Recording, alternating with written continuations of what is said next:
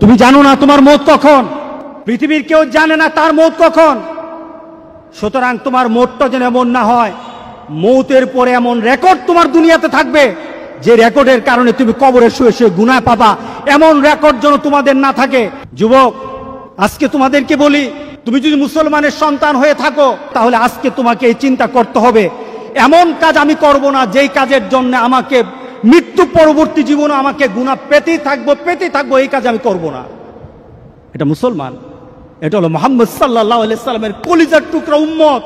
যুবক, তোমার জীবনটা যদি, তোমার চলাটা যদি কুরআন এবং সুন্নাহ অনুযায়ী হয়, আল্লাহর রাসূল আর নেককার বান্দারা যেমন সুন্দর মৌত পেয়েছে, রাসূল সাল্লাল্লাহু আলাইহি সাল্লাম বলেন তোমাদের মৌতটা তত সুন্দর হয়ে যাবে, তোমাদের মৌতটা তেমন সুন্দর হবে।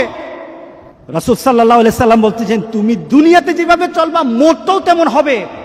কোনো ধরনের খারাপই যদি তোমার মধ্যে থাকে, তুমি যদি খারাপ নীতিতে চলো, তুমি খারাপ দৃশ্য নিয়ে চলো, তোমার হাতে খারাপ থাকে, তোমার ঘুমের সময় খারাপ জিনিস তোমার সাথে থাকে, তুমি তোমার বন্ধু বান্ধবের সাথে যখন আড্ডা দাও তখন তুমি খারাপ কোনো দৃশ্য নিয়ে তুমি কথা বলো, তুমি তোমার বন্ধু বান্ধবের সাথে যখন কথা বলো তোমার ভিতরে খারাপ চিন্তা থাকে, তোমার মনটাও তেমন খারাপই মত হবে। এরপর রাসূল সাল্লাল্লাহু আলাইহি সাল্লাম হচ্ছে তোমার মনটা যেমন তোমাকে উঠানো হবে ওই নীতিতে যেমন ভাবে তুমি মরেছো।